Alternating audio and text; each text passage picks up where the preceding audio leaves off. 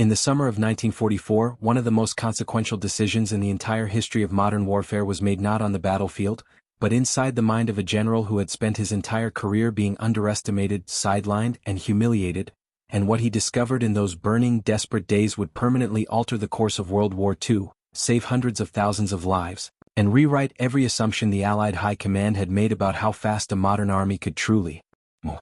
George Smith Patton Jr. was not supposed to be there. He was not supposed to command. He was, in the official narrative of the summer of 1944, a decoy, a ghost general commanding a ghost army, standing on the shores of England while other men prepared to fight the real war. And yet, when the moment finally came, it was Patton who tore through France like a force of nature, leaving the German Wehrmacht gasping, broken, and scrambling for answers they would never find in time. But here is the question that history rarely asks loudly enough. What did General Omar Bradley truly realize when Patton's Third Army exploded through the Avranches Gap on August 1, 1944? And why did that realization change Bradley's understanding of war, command, and human will forever? If this kind of deep, cinematic dive into the real decisions that shaped history moves something inside you, then subscribe to this channel right now, hit that like button, and share this video with someone who loves history as much as you do. Then drop a comment below telling us something you didn't know about Patton or Bradley before watching. Your engagement keeps these stories alive. To understand what Bradley realized, you have to understand what came before. The brutal, grinding, soul-crushing weeks of the Normandy bocage, that dense network of hedgerows in the Norman countryside that had turned the great Allied advance into something resembling a First World War nightmare. Since D-Day on June 6, 1944, American forces had been bleeding for every yard of French soil. The bocage terrain was a defender's paradise, thick earthen walls topped with ancient vegetation, narrow lanes, blind corners, and fields so small that tanks became death traps. General Omar Bradley, commanding the U.S. First Army, watched with growing dread as casualty lists lengthened and his grand timetable collapsed week after week. By mid-July, the Americans were still fighting over towns they were supposed to have passed through in the first days after the landing. Cannes, the British objective for D-Day itself, hadn't fallen until July 9, after weeks of savage urban combat that left the city a smoking ruin. Bradley was a careful, methodical man, a soldier's general respected by his troops, trusted by Eisenhower, but he was also a man under enormous pressure, watching the strategic clock tick toward disaster. He needed a breakthrough. He needed something, or someone, that could shatter the stalemate. And deep inside, in a part of himself he may not have fully acknowledged yet, he already knew who that someone was. Operation Cobra was Bradley's answer to the bocage, a massive, concentrated air and ground assault designed to punch a hole through the German lines near Saint-Lô and release armored forces into the open French countryside beyond. The planning was meticulous, the firepower unprecedented. On July 24 and 25, 1944, nearly 2,500 Allied aircraft carpet-bombed a narrow strip of German-held territory west of Saint-Lô, dropping over 4,000 tons of bombs in one of the most concentrated aerial bombardments in history. The destruction was catastrophic, but not only for the Germans.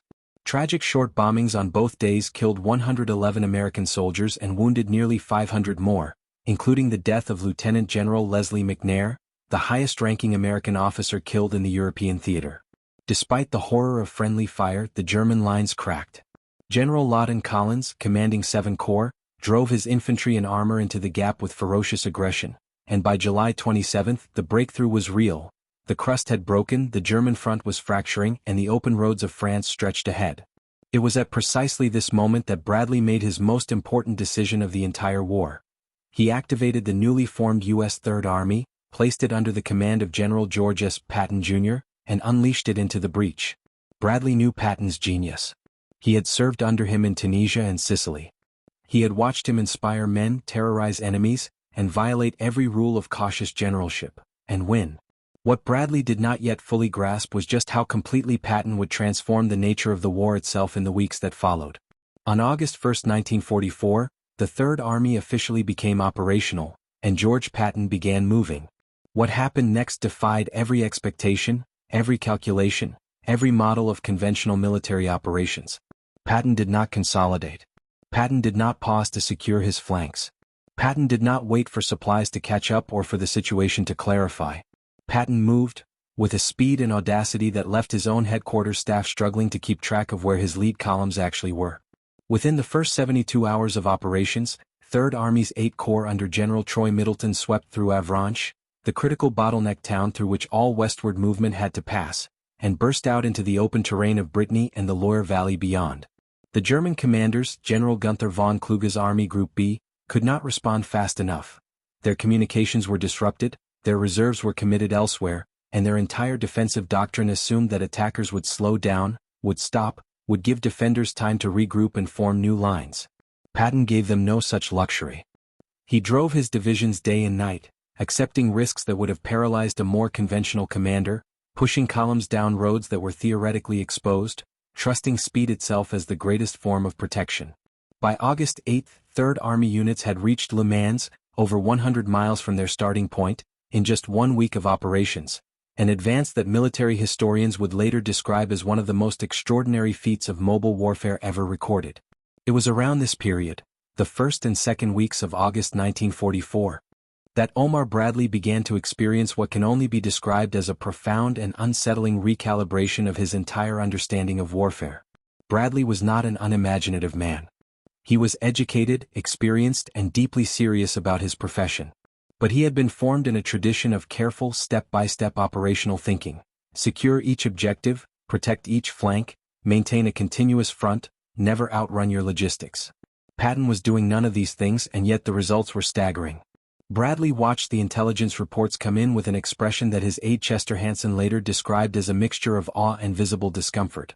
Because what Patton was demonstrating was that the entire framework of cautious, methodical operations that had defined Allied strategy since the landings was not a universal truth about warfare. It was a choice. A conservative choice, driven by fear of failure rather than by the actual demands of the situation.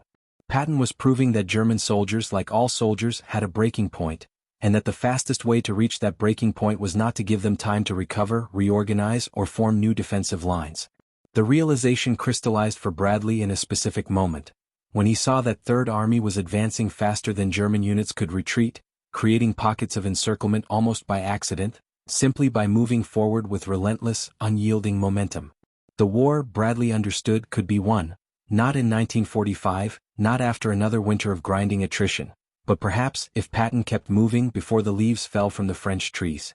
The Falaise pocket stands as the most dramatic and most controversial episode of the entire Normandy campaign, and it is the moment that reveals most clearly the tension between Bradley's newfound understanding and the limitations of Allied command coordination. By mid-August 1944, the situation for German Army Group B had become catastrophic. Hitler, in one of his most fatally stubborn decisions, had ordered a massive counterattack westward at Mortain on August 7, Operation Luttich, designed to cut off Patton's advancing forces by driving to the sea at Avranches. The attack failed completely. And in failing, it left the bulk of two German armies, the 7th Army and the 5th Panzer Army, perhaps 100,000 men, inside a rapidly closing Allied pocket near the town of Falaise in Normandy. To the north, British and Canadian forces under Field Marshal Bernard Montgomery pressed southward. To the south and east, Patton's Third Army was sweeping in a great arc that, if extended, would close the trap completely. Patton's 15 Corps under General Wade Hayslip reached Argentan on August 12, just 12 miles from the Canadian forces pushing down from Falaise, and there Bradley issued the order that would haunt him for the rest of his life. He halted Patton at Argentan, refusing to allow Third Army to cross the inter-army boundary and close the pocket from the south. The gap stayed open for days. Tens of thousands of German soldiers escaped.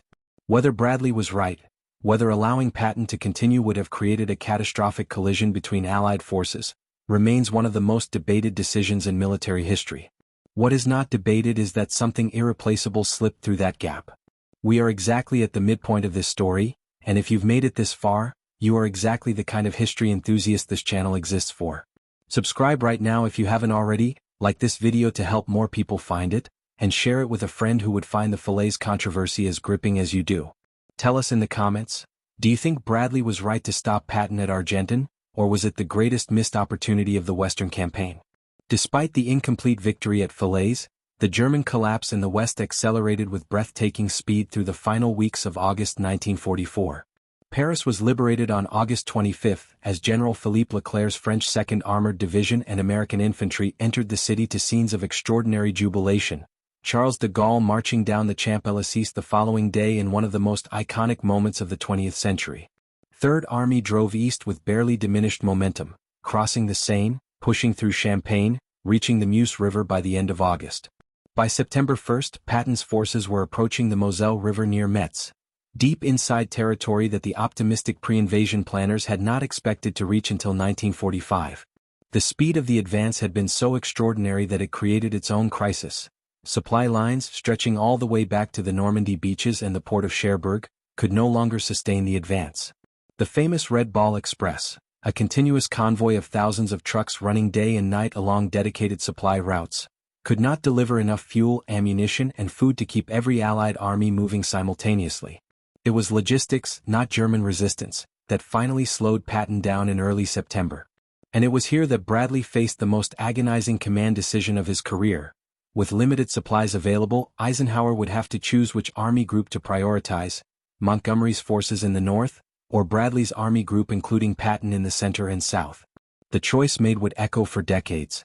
The supply crisis of September 1944 forced a fundamental strategic debate among the Allied high command that laid bare profound differences in vision, personality, and national interest. General Bernard Montgomery argued forcefully, some said obsessively, for a single concentrated thrust in the north through Belgium and into the Ruhr, the industrial heartland of Germany. His plan, which would become Operation Market Garden, launched on September 17, 1944, aimed to cross the Rhine at Arnhem using the largest airborne operation in history. Patton, furious at being starved of supplies while Montgomery received priority, famously declared that with just 400,000 gallons of fuel he could be in Germany within 2 days, a claim that, given what Third Army had already accomplished, no serious historian dismisses entirely. Bradley, caught between these two titans, fought to maintain a broad front strategy that kept all his armies moving, even if none moved as fast as Patton could have moved alone. Operation Market Garden failed at Arnhem on September 25, 1944, the bridge too far, and the Allied advance into Germany stalled into the autumn mud. The war would last another 8 months. In those 8 months, from the forests of the Hurtgen to the frozen hills of the Ardennes during the Battle of the Bulge in December 1944, where Patton would again perform a miracle, turning Third Army 90 degrees north in 72 hours to relieve Bastogne, the cost in human life was staggering. Bradley, in his memoirs and in countless interviews after the war, would wrestle with the what-ifs of September 1944 for the rest of his long life. What if Patton had been given the fuel? What if the gap at Falaise had been closed? What if the single thrust had been directed not north, but through the center, through Patton? What Omar Bradley ultimately realized, and what he articulated in fragments across decades of reflection, was something both simpler and more profound than any tactical lesson about breakthrough operations or supply logistics. Bradley realized that in George Patton he had witnessed something that military academies could teach about but could never fully manufacture: the convergence of will, vision, and timing into a single human instrument capable of bending the course of history. Bradley had always known Patton was difficult, theatrical, politically dangerous, and emotionally volatile. A man who had nearly destroyed his own career twice, once by slapping a shell-shocked soldier in Sicily in August 1943, once by making indiscreet political remarks in England in 1944. Bradley had managed Patton, contained him, channeled him, and sometimes constrained him, and he would always wonder, in the quiet hours, whether those constraints had cost the world something irretrievable. The Third Army statistics tell part of the story. Between August 1, 1944 and May 9, 1945, Patton's forces liberated or captured 81,522 square miles of territory, freed over 12,000 cities and towns, took 1,280,688 prisoners of war, and suffered fewer casualties per mile advanced than any comparable Allied force. These were not the numbers of recklessness. They were the numbers of a commander who understood, at a cellular level, that momentum itself is a form of protection, that the fastest way to save your own soldiers is to destroy the enemy's will to fight before he has time to organize it. Bradley carried that lesson into his post-war career, into his chairmanship of the Joint Chiefs of Staff, into every subsequent discussion of American military doctrine. It changed him. It marked him. And it began on August 1, 1944, in a town called Avranches, when a general who was not supposed to be there proved that the impossible, given enough audacity, is simply a matter of deciding to move. History is not made by careful men alone, and the story of Patton's Third Army breaking through the German lines in the summer of 1944 is one of the most electric, most human, and most consequential stories this channel will ever tell. If this narrative moved you, if it made you think differently about leadership, about courage, about the weight of command decisions made under conditions of supreme pressure and incomplete information, Then please subscribe to this channel right now because there are dozens more stories exactly like this one waiting for you. Hit that like button to help the YouTube algorithm show this video to the history lovers who need to find it, and share it today with someone in your life who would be gripped by what Bradley saw, what Patton did, and what it cost the world when the gap stayed open at Falaise. And leave us a comment below. Tell us the one fact from this story you had never heard before, or the moment that hit you hardest. Every comment, every share, every new subscriber is a vote for serious, cinematic, fact-driven history, and that is exactly what this channel will always deliver.